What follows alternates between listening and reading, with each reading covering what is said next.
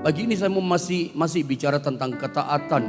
Apakah besok kita masih bicara ketaatan?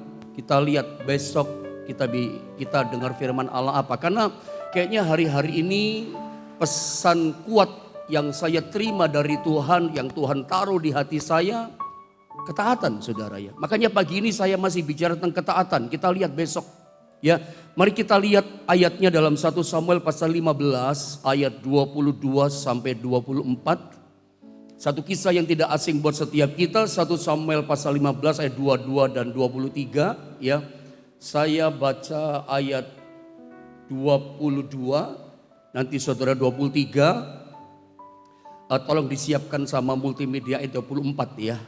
Ayat 24 disiapkan multimedia. Kita baca, saya baca ayat 22, lalu saudara ayat 23, begitu nanti sama-sama ayat 24 ya. Tolong multimedia ya. Saya baca ayat 23 begini kata firman. Tetapi jawab Samuel, apakah Tuhan itu berkenan kepada korban bakaran dan korban sembelihan? Sama seperti kepada mendengarkan suara Tuhan, sesungguhnya mendengarkan lebih baik daripada korban sembelihan, memperhatikan lebih baik daripada lemak domba-domba jantan. Sebab pendurhaka adalah sama seperti dosa bertenung, dan kedegilan adalah sama seperti menyembah berhala dan terafim. Karena engkau telah menolak firman Tuhan, maka ia telah menolak engkau sebagai raja. Ayat 24 sama-sama kita baca ya, 1, 2, dan 3. Berkatalah Saul kepada Samuel, aku telah berdosa sebab telah kulangkahi titah Tuhan dan perkataanmu. Tetapi aku takut kepada rakyat, karena itu aku mengabulkan permintaan mereka. Saudara, kalau kita baca dari ayat ini, Saul ini, Raja Saul seperti lempar-lempar kesalahan kepada rakyat. Yang salah dia, yang gak taat itu Saul sebetulnya. Kalau kita perhatikan dalam 1 Samuel pasal 15 ayat 22, 23, 24 dari pembacaan yang barusan kita baca, intinya begini, bahwa ini adalah perkataan firman Allah, perkataan Tuhan yang dikatakan melalui Nabi Samuel. Nabi Samuel, firman Allah dikatakan pada Nabi Saul, teguran begitu dalam ayat ini. Kenapa ditegur Raja Saul? Karena gak taat saudara ya. Nanti kalau di rumah Anda baca ayat-ayat di atasnya, itu bagian akhir endingnya kita kalau sempat baca itu ayat ya. Ketika Saul akan berperang dengan Amalek, Tuhan kasih pesan, tumpas semua yang ada di Amalek. Amalek itu kan musuhnya Israel, sekaligus musuhnya Allah. Amalek itulah bangsa yang menghalang-halangi Israel untuk masuk tanah Kanaan gitu ya. Bla bla bla segala macam, panjang itu riwayatnya. Tapi Amalek intinya musuh Israel, musuh Allah. Tumpas kata Tuhan, tanpa tendeng aling-aling, tanpa pandang bulu, habisi kata Tuhan. Baik itu rakyatnya, orangnya, manusianya, penduduknya, atau semua hewan-hewan peliharaan. Ya, orang terhormat, orang biasa, itu kambing, domba, lembu, sapi, onta, keledai, binatang peliharaan yang gemuk, yang kurus, yang baik, yang gak baik, habisin kata Tuhan. Tapi kita lihat dalam cerita ini apa yang terjadi? Saul gak taat. Nanti ketika Samuel datang kepada Saul, Samuel itu ngomong begini, itu mungkin di ayat yang ke-14-15. Apa yang ku dengar, ya, suara kambing, domba, lembu, sapi yang terdengar di telingaku, kata Samuel. Ya, nah ini di ayat 14 ya, terima kasih multimedia. Saya baca ya. Tetapi kata Samuel ketika datang kepada Saul setelah menang perang dengan bangsa Amalek, kalau begitu apakah bunyi kambing domba yang sampai ke telingaku dan bunyi lembu-lembu yang ku dengar itu? Lihat ayat yang ke-15. Ini menarik, sangat menarik. Ini Saul, Anda lihat. Jawab Saul, beralasan dia ketidaktaatannya. Semuanya itu dibawa daripada orang Amalek. Ngaku sih, itu kambing domba lembu sapinya orang Amalek yang gemuk-gemuk. Lihat, sebab rakyat menyelamatkan kambing domba dan lembu-lembu yang terbaik, yang tambun, yang gemuk, dengan maksud, apa maksud tujuannya?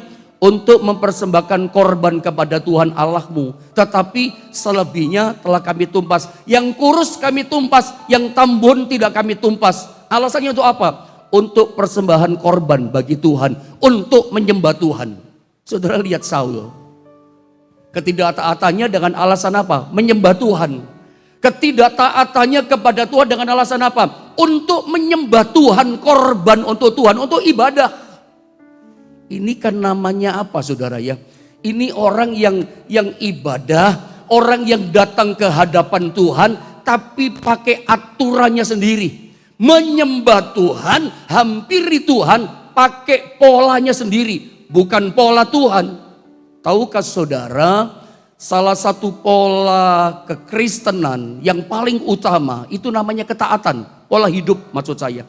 Salah satu pola yang utama dari hidup Kristen kita itu adalah ketaatan. Sorry, maafkan. Apakah Anda sering mendengar di sekitar kita orang berkata begitu? Ya, orang Kristen kok begitu? Pendeta kok begitu? Hamba Tuhan kok begitu? Orang percaya sama Yesus ke gereja kok kayak begitu? Coba saya tanya, lihat saya. Pernah tidak saudara mendengar kata-kata kalimat yang model seperti ini? Orang Kristen kok gitu? Masalahnya sebetulnya nggak ada hubungan sama kekristenannya. Nggak ada hubungannya sebagai dia dipanggil sebagai hamba Tuhan. Ini masalahnya di mana pola hidupnya yang salah. Jadi orang Kristen, jadi hamba Tuhan yang dipanggil Tuhan. Tetapi dia tidak membangun pola hidupnya, pola hidup dalam ketaatan. Padahal pola hidup Kristen yang paling utama salah satunya adalah kita harus hidup dalam ketaatan. Pola hidup dalam ketaatan itu harus kita bangun. Jangan seperti Saul. Saul ini adalah seorang yang tidak taat kepada Tuhan. Tapi pakai alasan begini, untuk menyembah Tuhan. Untuk beribadah kepada Tuhan loh. Itu kambing domba lembu sapi. Ini menarik. Nah sebelum saya terangkan saudara ya. 1 Samuel pasal 15 ayat 22 sampai 23 sampai 24 sama saudara. Saya ingin kasih poin-poin dulu tentang ketaatan. Karena pagi ini kita masih belajar tentang membangun pola hidup yang namanya ketaatan. Ya, bahwa begini, Tuhan itu menilai kita, hidup kita itu dari ketaatan kita kepada firman-Nya. Tuhan itu menilai hidup kita dari ketaatan kepada perintah-perintahnya. Kita taat tidak kepada perintahnya. Perintah firman Allah yang kita dengar setiap hari. Firman yang jadi rema. Firman yang kita tangkap. Nah, firman itu kita sudah taati atau belum? Pola hidup taat itu penting dalam hidup kekristenan kita. Ya. Tahukah saudara bahwa peperangan kita hidup Kristen ini saudara ya cuma dua. Ya kalau Anda baca sepanjang Alkitab saudara ya. Sepanjang Alkitab itu cuma dua kok beritanya. Ketaatan dan pemberontakan. Saya ulang saudara ya. Ya berita dalam Alkitab dari Kejadian sampai Wahyu. Cuma dua isunya. Cuma dua beritanya. Ketaatan atau pemberontakan. Anda mau pilih yang mana? Adakah pagi ini Anda yang sedang live streaming dalam doa pagi saat ini, Anda siap membangun hidup yang taat? Apakah Anda siap menjadi orang-orang yang taat pada Tuhan? Saya tanya kepada saudara, saya pun tanya pada diri saya sendiri, apakah Anda siap jadi anak Tuhan yang membangun pola hidup yang taat? Sebab Tuhan menilai kita cuma dari ketaatan hidup kita, bukan dari cara menyanyinya kita. Bukan dari suara merdu kita. Mungkin orang bisa memuji Tuhan, menyanyi dengan merdu, dengan suara yang bagus, sebab dia memang punya bakat menyanyi, punya talenta menyanyi. Tapi Tuhan gak nilai kita dari bakat kita yang luar biasa. Tuhan gak nilai kita dari suara kita yang bisa berkata amin, haleluya. Tuhan tidak menilai kita karena kita bisa tepuk tangan dengan keras. Tuhan tidak menilai kita karena kita memuji Tuhan sambil menari-nari dan melompat-lompat. No, bukan itu. Kalau kita bicara tentang memuji Tuhan, kalau kita bicara tentang menari-nari, melompat-lompat memuji Tuhan, memangnya orang mana, bangsa mana yang bisa melebihi hebatnya bangsa Israel soal menyanyi, soal memuji Tuhan, soal menari. Anda pernah bacakan sebuah kisah dalam Alkitab. Ketika bangsa Israel ini keluar dari tanah Mesir, Laut Merah terbelah jadi dua, Laut Kolsom. Anda baca di Alkitab. Mereka itu menyanyi memuji Tuhan sambil menari-nari, melompat-lompat, dipimpin sama Miriam yang diperkirakan umur 80 tahunan atau 70 tahunan, saudara ya. Menari-nari dengan tamborinnya. Itu Anda tahu Alkitab catat dengan bukti otentik 3 hari 3 malam. Tapi baca di Alkitab, tidak lama kemudian mereka berontak kepada Tuhan. Tidak lama kemudian mereka bersungut-sungut kepada Tuhan.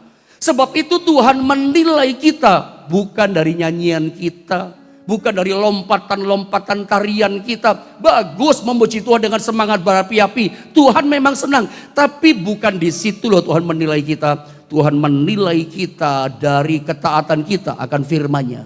Siap taat gak saudara pagi ini? Saya ulang sekali lagi, sebab berita dalam sepanjang Alkitab cuma 2, ketaatan dan pemberontakan. Persungkutan. Isu dalam dunia ini pada generasi di mana kita hidup cuma 2 kok, ya. Dunia gelap dengan dunia terang. Cuma 2. Kerajaan Allah dengan kerajaan setan.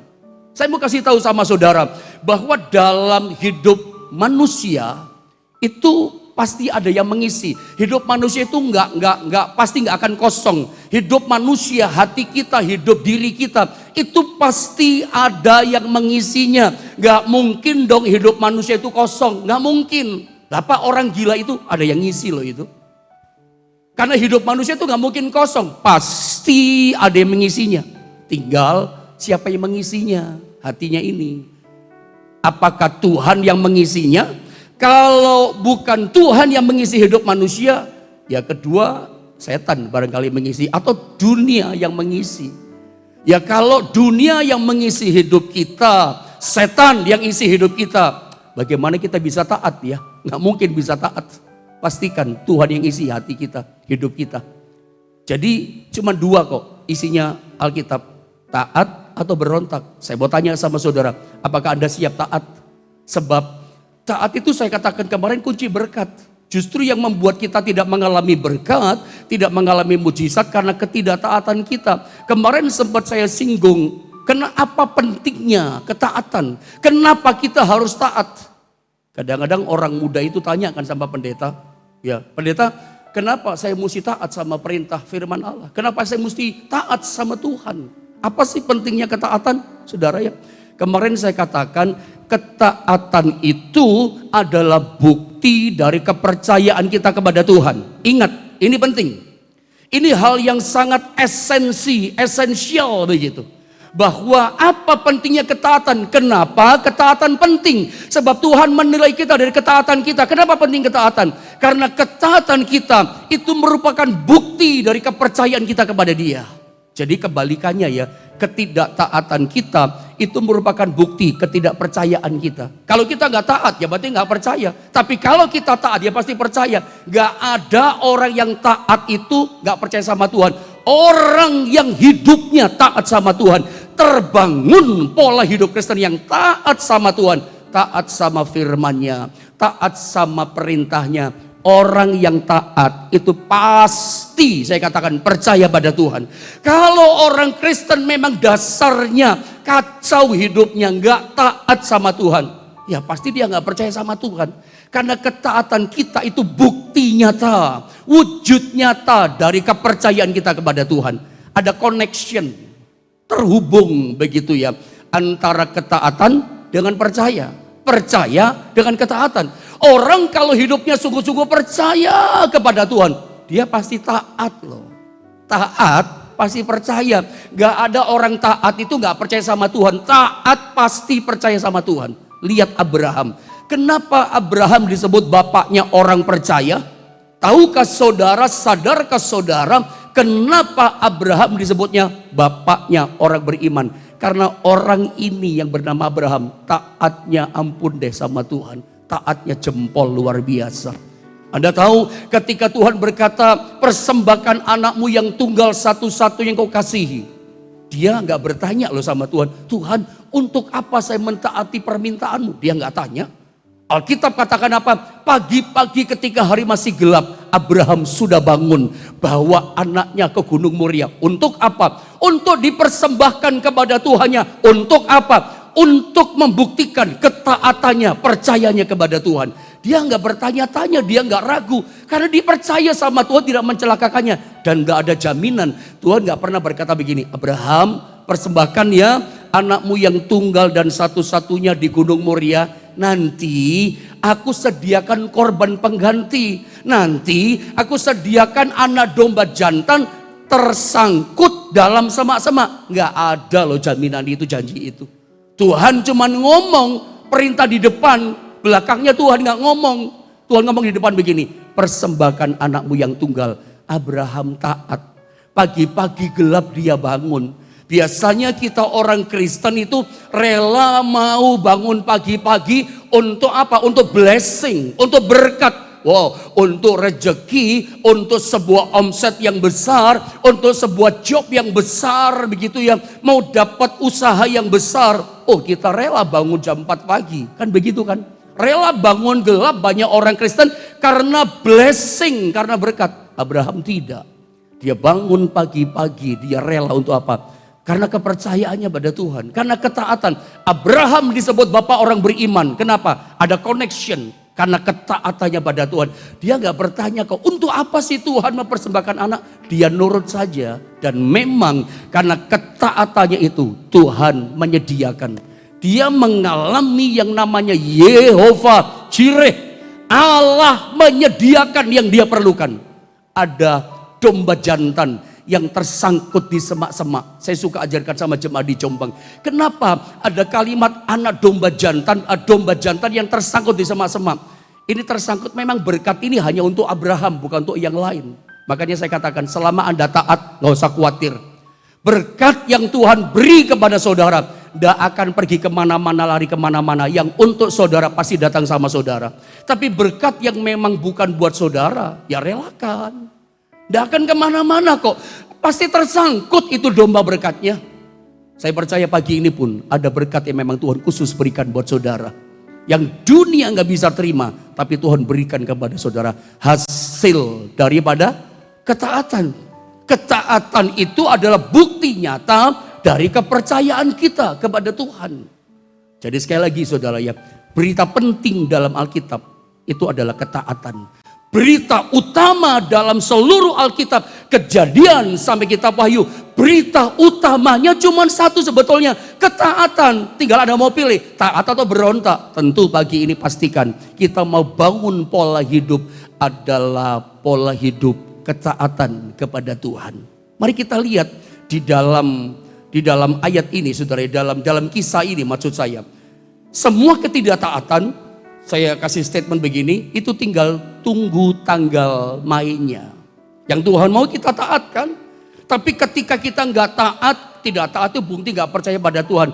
Tinggal tunggu tanggal mainnya loh ketidaktaatan. Lihat kisah tentang Adam dan Hawa. Di screen gambar itu, tahan gambarnya. Adam dan Hawa diusir keluar dari Taman Firdaus, Taman Eden. Itu karena apa? Karena ketidaktaatan kan? Setuju dengan saya? Karena nggak taat. Melanggar perintah Tuhan, lebih menuruti perkataan setan iblis daripada perkataan Tuhan. Tidak taat, hilang semua anugerah, hilang semua berkat, hilang semua kebahagiaan. Hilang itu karena ketidaktaatan. Jangan-jangan berkat yang Tuhan sediakan buat kita gak nyampe sama kita. Karena apa? Karena kita gagal taat.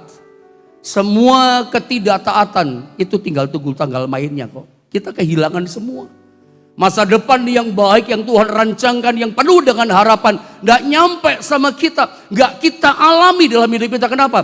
Ternyata kita kedapatan gak taat, sebab Tuhan menilai hidup kita dari ketaatan kita akan firman-Nya.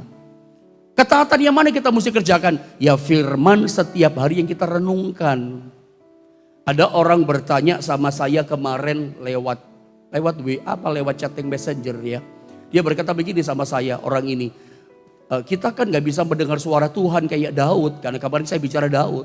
Bagaimana kita mau taat, mana yang kita taati? Yang kita taati ya firman Allah. Sebab masa kini Tuhan tuh berbicara kepada kita lewat firman yang kita baca, lewat firman yang kita renungkan, lewat firman seperti pagi ini yang kita dengarkan. Mana bagian-bagian kata firman Allah yang jadi rema, yang hidup di hati kita, lakukan. Mungkin ada teguran, kerjakan. Ya, setiap firman yang datang sama kita, nah itu lakukan dengan taat, saudara. Adam dan Hawa kehilangan Eden, taman kebahagiaan. Itu gara-gara ketidaktaatan. Sama dengan bangsa Israel. Gambar yang kedua, itu bangsa Israel ada di tanah perbudakan di tanah Mesir. Pertanyaannya, kenapa gambar kedua bangsa Israel ada di tanah Mesir 400 tahun diperbudak? Karena ketidaktaatan kan. Mereka tidak taat sama Tuhan, berontak sama Tuhan. Diperbudak, susah, menderita hidupnya. Seperti kisah anak terhilang. Kenapa dia akhirnya terdampar di kandang babi, menderita, miskin, susah hidupnya, sampai mau makan, kasih makan dirinya sendiri pun dia nggak sanggup, nggak pecus. Kehilangan berkat Tuhan, kehilangan anugerah Tuhan. Ini pintu berkat ditutup sama Tuhan. Itu ibaratnya kalau orang dagang memang betul-betul nggak laku tuh. Satu pun nggak ada laku. Saya jadi ingat cerita, kepanjangan kalau saya cerita ini, ada almarhum guru saya dulu pernah bercerita, ada seorang hamba Tuhan tinggalkan Tuhan, tinggalkan pelayanan, bahkan gereja di rumah dijual, saudaranya. Itu guru saya katakan apa? Temannya pendeta itu beralih bisnis dengan hasil jual rumah, bangkrut loh saudara ya. Sampai jual pisang goreng, orang Jawa jual ote-ote, tahu ya ote-ote ya di luar, itu satu pun gak ada yang laku. Ditawar-tawarkan sama anaknya sampai di tukang-tukang kuli bangunan. Gak ada yang beli. Laler saja ibaratnya laler gak ada yang mencolok saudara ya. Kayak anak terhilang. Sampai mau makan pun gak bisa. Seperti Israel di padang gurun 400 tahun diperbudak. Kenapa bisa begitu?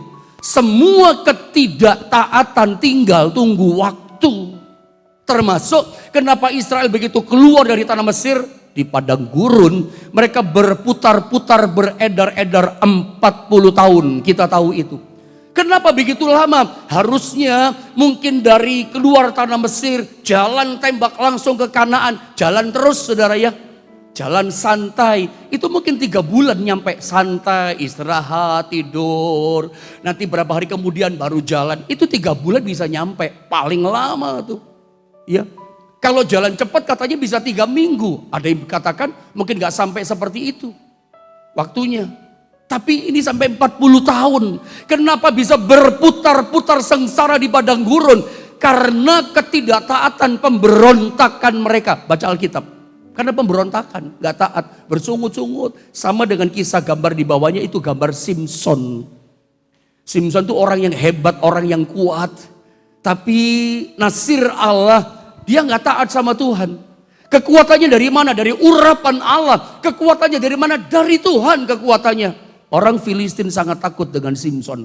Pintu gerbang Filistin dibongkar kok sama Simson. Diangkat bawa naik ke gunung.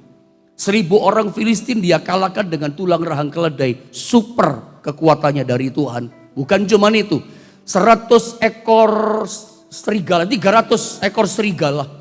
Ya, anjing hutan itu diikat ekornya, ditangkap sama dia, dibakar itu anjing hutan, lari ke kemah-kemahnya prajurit Filistin, lari ke lumbung-lumbung Filistin. Oh, Filistin ketakutan saudara ya. Orang hebat, tapi kemudian dia dicungkil matanya, hilang kekuatannya. Kenapa hilang? Ketidaktaatan. Ada tahu ya? Pertama ketidaktaatan siapa namanya Simson ini saudara ya. Dia kan nasir Allah, nggak boleh menyentuh mayat. Dia bunuh singa, pergi, ketika balik di singa yang mati itu ada madu. Dia ambil madunya tapi pegang mayatnya singa. Itu najis loh, nggak boleh. Tapi dia melanggar. Pelanggaran pertama nggak taat, pertama nggak apa-apa. Masih kelihatan, oh udah apa-apa gitu loh. Melanggar yang kedua dia. Dia dilarang keras nasir Allah model Simson begini. Menyentuh wanita sundal, pelacur nggak boleh. Ini Simson nasir Allah malah datangi cari pelacur perempuan sundal, berzina sama dia. Ketidaktaatan kedua kayaknya nggak apa-apa loh, nggak apa-apa gitu loh, melanggar nggak taat nggak apa-apa gitu loh. Lanjut gak taat yang ketiga, tinggal tunggu waktu loh saudara. Apa yang terjadi ketika dia gak taat yang ketiga? Rahasia kenazirannya, kekuatannya gak boleh diberitahu sama siapapun. Dia kasih tahu sama Delilah loh, perempuan itu. Hilanglah kekuatannya, dicungkillah matanya, dan kemudian dia mati nanti kemudian. Tragis sebetulnya. Seorang yang hebat, seorang yang full, powerful, ya limpah dengan karunia dan urapan Allah. Tapi kemudian hilang semuanya. Urapan hilang, pemakaian Allah hilang, karunia hilang, hebatnya hilang. Kenapa? Nggak taat, ketidaktaatan, tinggal tunggu waktu. Itu yang terjadi pada tokoh-tokoh termasuk kepada Saul. Mari kita lihat konsekuensi ketidaktaatan. Lihat ayat ini saudara. Saya langsung saja baca dulu ayat 22 sambil saya terangkan sedikit. Tetapi jawab Samuel, apakah Tuhan itu berkenan kepada korban bakaran dan korban sembelihan sama seperti mendengarkan suara Tuhan? Mau disuap Tuhan pakai korban.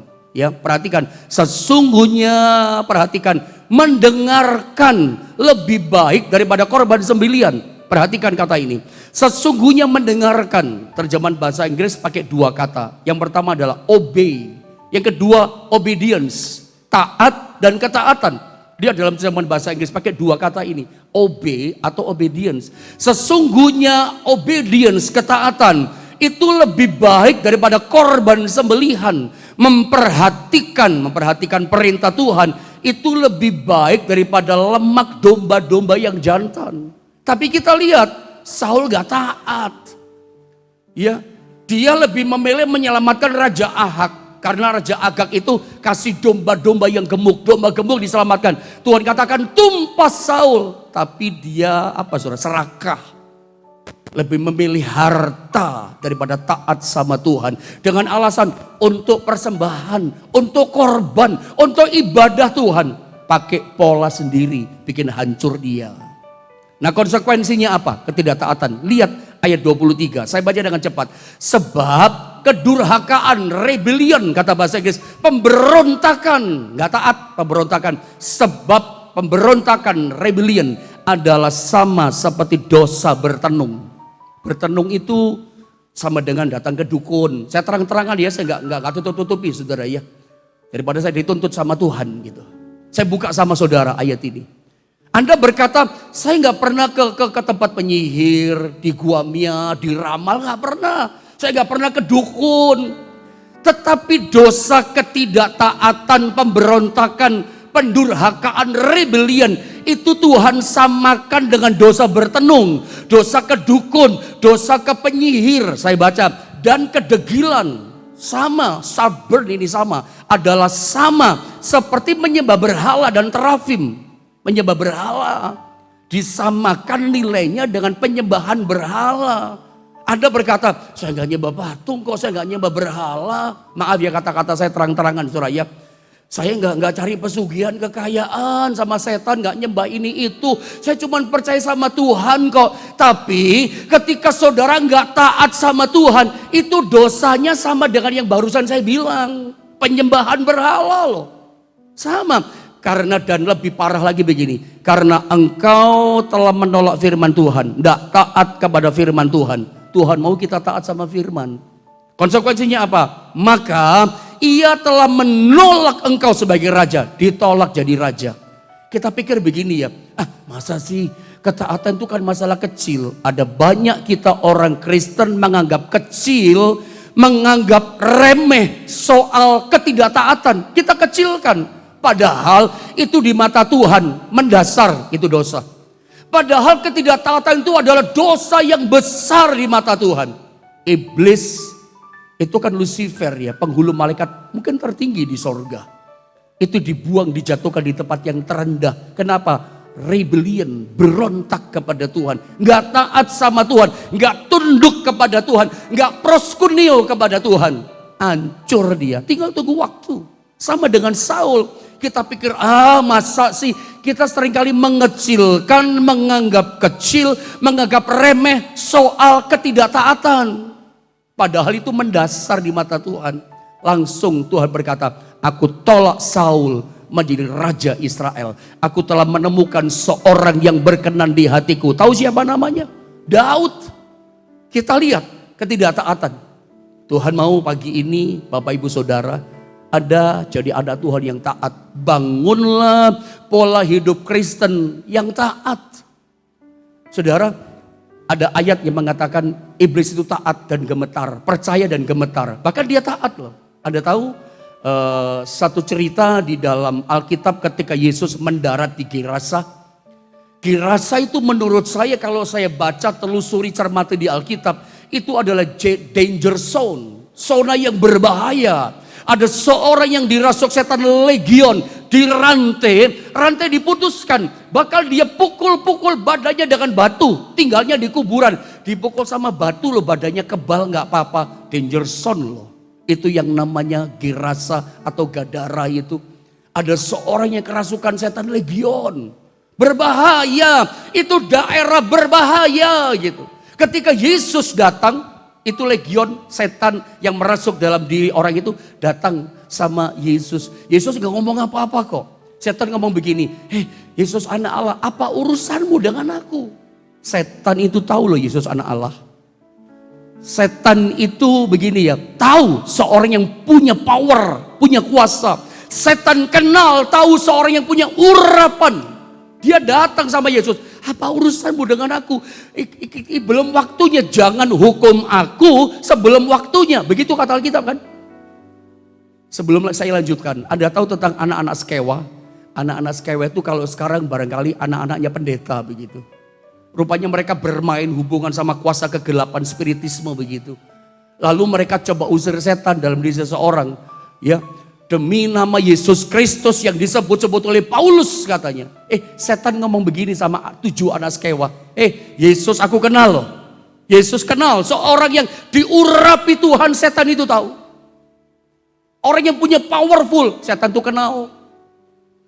Ya, saya tuh pernah mendoakan seorang yang katanya didiagnosa dokter sakit ginjal katanya di rumah sakit umum. Kalau nggak salah sama Pak David waktu itu saya, sama istri saya.